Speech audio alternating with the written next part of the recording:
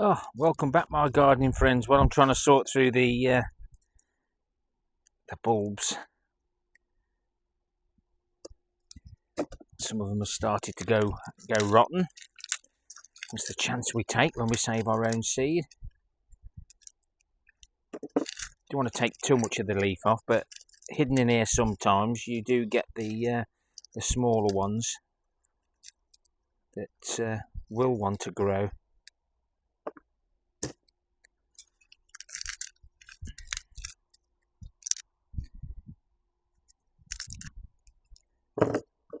Just want to find out how many I've got before I decide which bed they're going in. You don't want to plant them if they're going rotten again. That's probably how I lost them last time.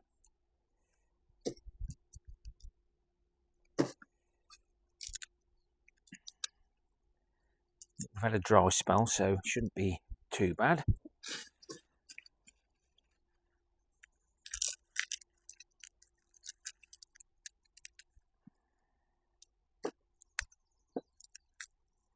Some of these will have two choices.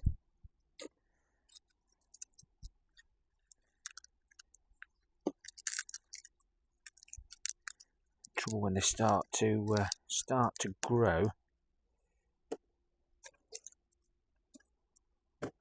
and we don't plant them.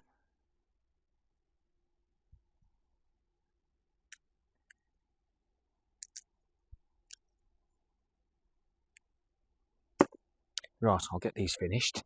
There's quite a few nice bulbs in there though.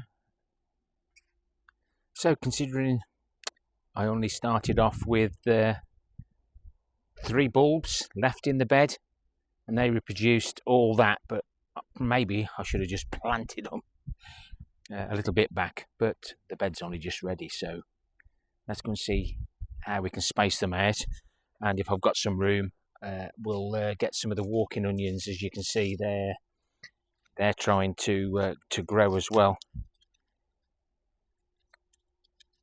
I'll just plant those as they are. Nature always finds a way. Let's put them in there before we mix them up. So that's rotten, but it's still trying to grow, so we'll give it every chance. I think there was some. Yeah, they're all trying to grow, but they're soft, so these are better off in the ground. So anybody that I did send some of the walking onions, similar to this, they should be going in the ground. These are going soft now. Right, anyway, what will be, will be. Just gonna have a look at the bed. It ain't snowing. It's those pesky white fly. I think that's dried out quickly.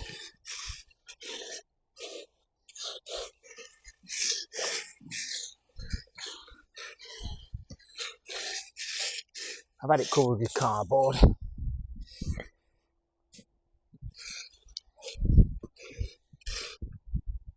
But it rained, and while the cardboard was on it, it stopped it from going through. So we'll plant the bigger ones this end, and then the ones that look a bit dodgy, I'm going to give them plenty of room. Could have started these off in cell trays. Then that way, draw the bum down. And that way we could have seen what was viable and what wasn't. Oh, we're going to have plenty here. Need that one. We'll make sure we plant all the good ones. The only trouble with these golden gourmet shallots, or any shallots, onions that you plant close to the surface, the birds will pull them out thinking they're worms.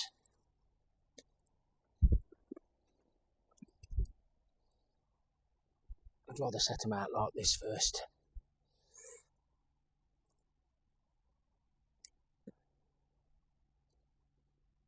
I'll grow these mainly for pickling.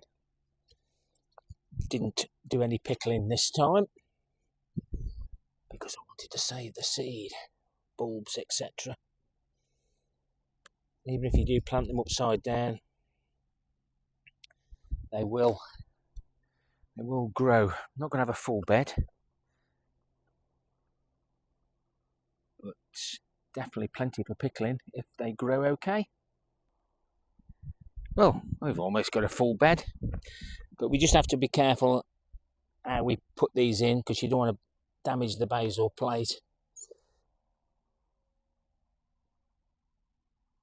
Mr. Robin's shouting me, singing to me. Nearly got that one upside down. If your ground's hard, then use a bulb. Do bring a flop. I'll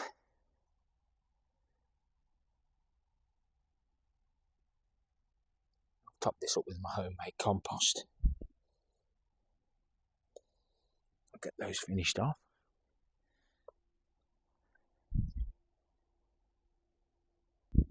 Well, that's one good job done. As you can see, these are the ones I planted, I left them in to get a seed head, but they give me plenty of little bulbs.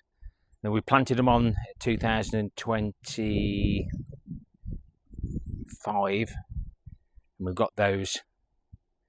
But I've been growing these now for about 7-8 years. Just keep saving the seed. And I don't think we're going to have many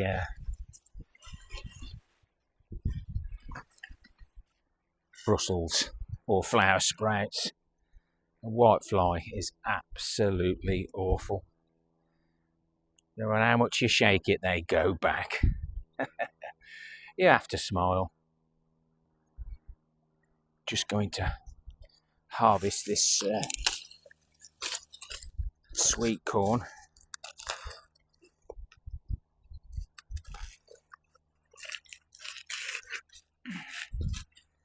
Yeah, it's dried out really well,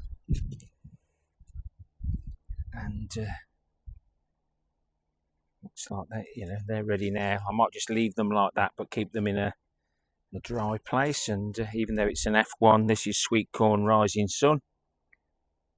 We'll see how they do. I might even do a test germination, but they need to dry out. Might have to go on top of the boiler, as long as Mrs. K don't spot it.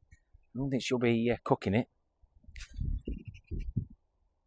I'll just grab the other one as well.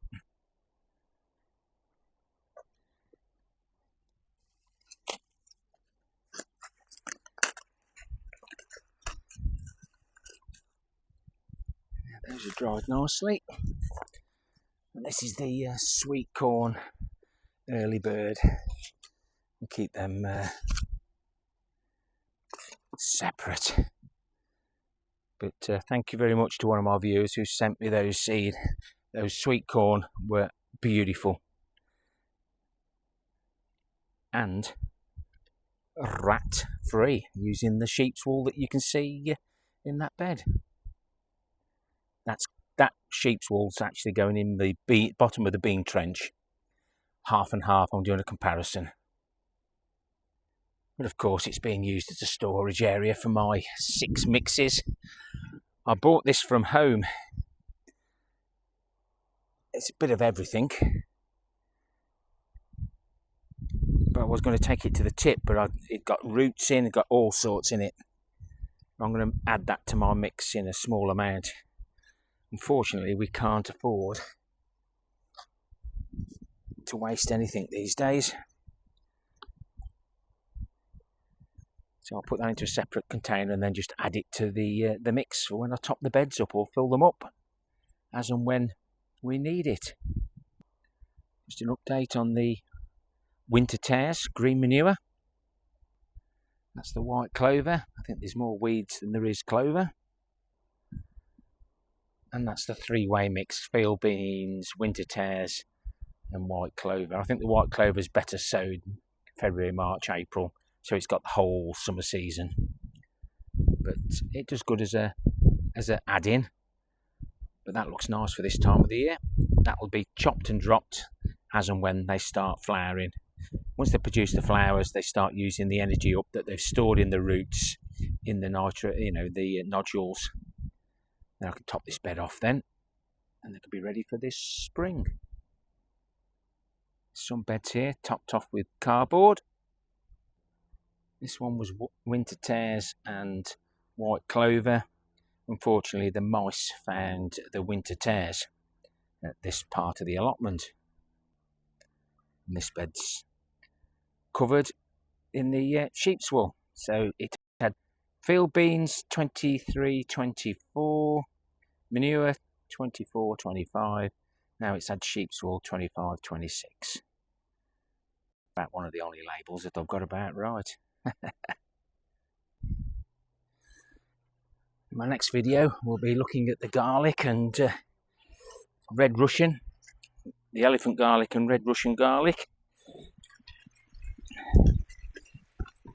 I need to prepare those beds as well. These are the wood chips. I'm going to harvest me wood chips as well. So much to do. So little time to do it. But if you've liked the content, give me a thumbs up or a thumbs down for the interaction. Leave me a comment. What are you up to? Why not consider subscribing? Happy gardening to you all. Till next time, my friends. Ta-ra for now.